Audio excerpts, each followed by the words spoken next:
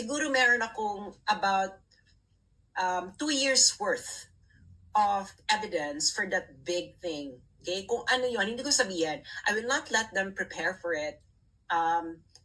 Feeling naman nila, napakakapangyarihan nila, hindi ba? Pero ito lang sasabihin ko sa inyo. I am under the protection of international law. Not the law of the country where I am, but international law. Sana alam niyo yan. Alam niyo ng DFA. Di ba? So, I am under the protection of international law because I am outside my country. I'm living outside my country and I'm not a citizen of this country. So, I am under the protection of international law. So, yung mga nag-aral dyan ng international law, siguro alam ninyo kung ano ang ibig sabihin. So, go ahead. And I think you just made everything clearer. Actually, kahit naman yung pieces of evidence that I have before are already clear. But this one, I thought that they couldn't get any worse. So this one got worse. Okay. So ngayon, ayan, no? Go ahead. Do whatever pleases you.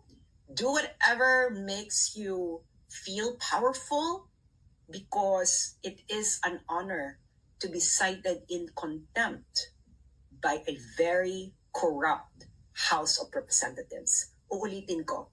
It is an honor to be cited in contempt by a very, very corrupt House of Representatives led by a very, very corrupt House Speaker. And basahin nyo na lang yung post ko earlier.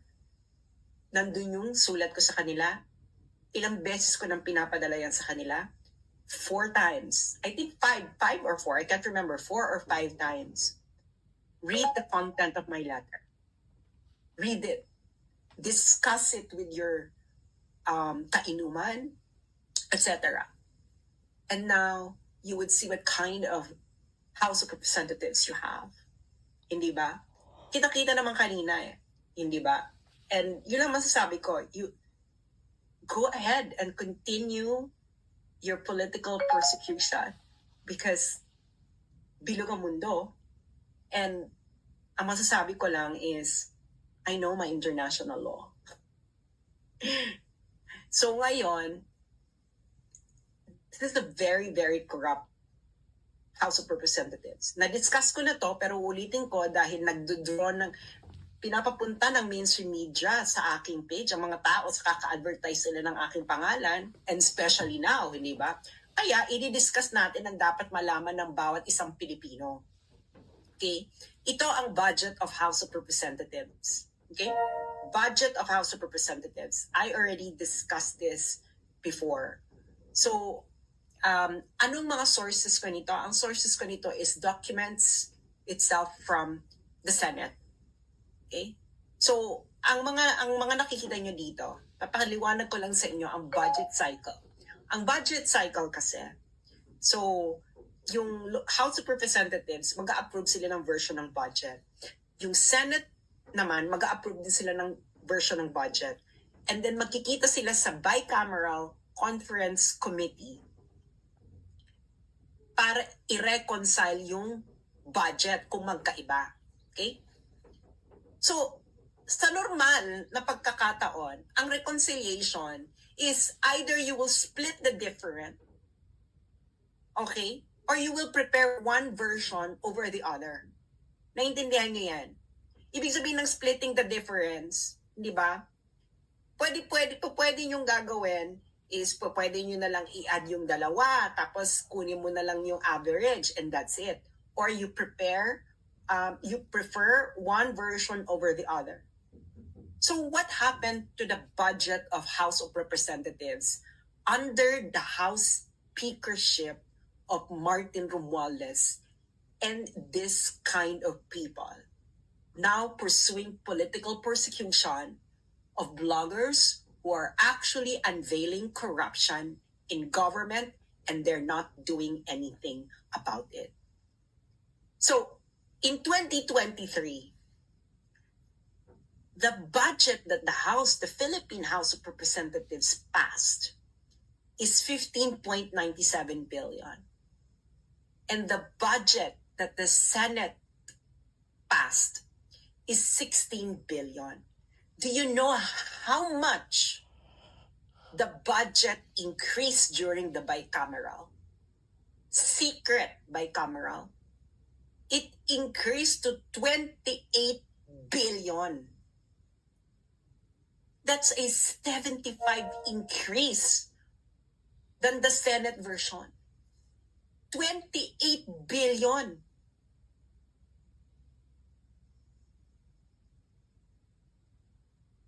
So, iba ang mulat sa dilat. Noong 2024, yung House of Representatives, ang budget version na pinasa nila is 16.17 billion. Ang Senate version ng House of Representatives budget ay 16.9 billion. Pagdating ng bicameral, bigla siyang naging 28.69 billion. Reconciliation ba yan? Hindi yan reconciliation. Anong tawag dyan? Isulat nyo sa comment section kung anong tawag dyan sa ginawa ng House of Representatives. Pera nyo yan. Pera nyo yan kayong manakikinig. Pera nyo yan. Ngayong 2025 budget, ito malala. Ang pinasa ng House of Representatives publicly ay 16 billion. Ang Senate version, 16.35 billion lang. So, ang tinaas lang nito ay 1 million. Alam mo kung paano nila ni-reconcile? Pagdating ng bicameral, naging 33.67 billion ang budget ng House of Representatives. That's a 105.93 increase. Anong tawag nyo dyan? Pera nyo yan. Tell me, anong tawag nyo dyan? And why are you letting these people get away with it? Eh yung mga snatcher nga, binubugbog. Ito, binibigyan nyo ng bilyong harap-harapan na. Tell me, what could justify na biglang lulobo yung budget mo ng 75%, 77% at 105% during the bicameral meeting? Eh hindi naman yung pinasa nyo nung nag-public deliberation. What is this called? At sinerch ko yung mga past House Speakership, past Congress, ang available lang, hindi naman kasi ganun kagaling katransparent ang record keeping ng ating legislative.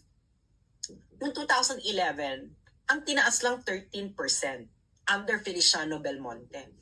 Noong 2013, 8.53% lang tinaas under Feliciano Belmonte. Nung kay Pantaleon Alvarez, 0% ang tinaas ng budget ng House of Representatives during BICAM. Nung kay Gloria Arroyo, 0.08%. Kay Lord Alan Velasco, 12.86%. And then yung second speakership ni Lord Alan Velasco, 0%. Si Senator Alan Peter Cayetano po ay hindi po siya naging House Speaker during a budget cycle. Kaya wala siya dyan. Pagdating kay Martin Romualdez, naging 75.06%. Kagad ang tinaas. 77.21%, 105.93%.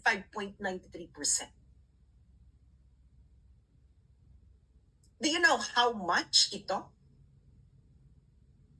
It's about 50 billion. 50. For 3 years, niregaluhan ng House of Representatives ang kanilang mga sarili ng about 50 billion pesos ng pera ng taong bayan, ng pera ninyo. 50 billion during BICAM. What exactly bakit bigla kayo niregaluhan nyo ang sarili nyo ng 50 billion during BICAM for the past 3 years? Why? Is this not corruption? This is corruption. Present this to foreigners. Kaibigan ninyong foreigners. Tell them, explain this to them. And then do a survey, foreigners. If they think that this is not corruption, that Martin Romualdez House of Representatives wasn't doing, if this is not massive, not just massive, but grave, karumal-dumal na kagutuman. And take note ha, sa budget lang nila to. Hindi pa dito kasama yung AKAP, TUPAD, AIX. Hindi pa dito kasama yung sa mga DPWH contract. Tinanggal nila yung isa kong page, yung for the motherland. Kasi bago nila tanggalin yun, I was exposing already DPWH contracts awarded to the companies owned by the families and relatives of the sitting congressman. Yung isa naka 1 billion. That's just a DPWH contract for just 1 year. Binura nila. Pinabangladesh yung page ko, yung for the motherland. Nandun yun eh. Nandun lahat. So, tell me, that's why it's an honor to be cited in contempt by a corrupt institution. Because it only proves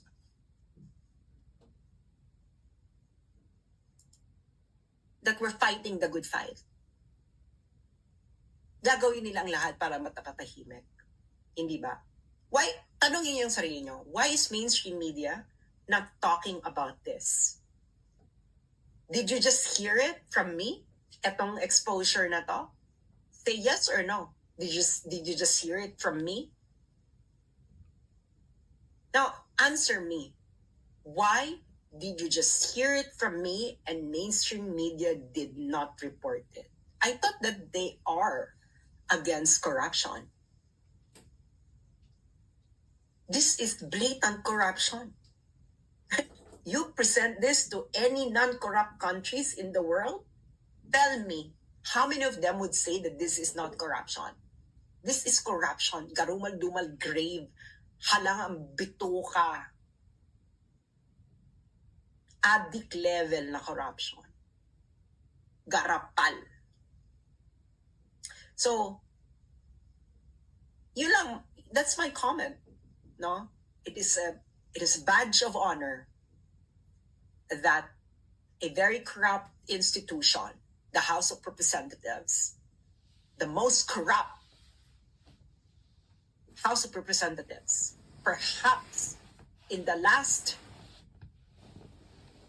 10 years that we ever witnessed, it is a badge of honor that you cited me in contempt, because it only means that you cannot handle bloggers, netizens, who are actually practicing what every citizen should be doing, and that is scrutinizing everything that you're doing kahit mura-murahin pa kayo.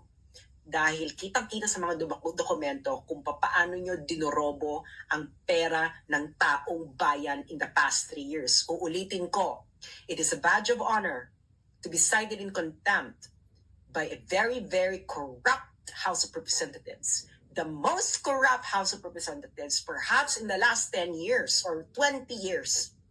Because kitang-kita sa mga dokumento kung paano ninyo dinorobo, ginawang paraan para mangamkam ng pera ng taong bayan during bicameral.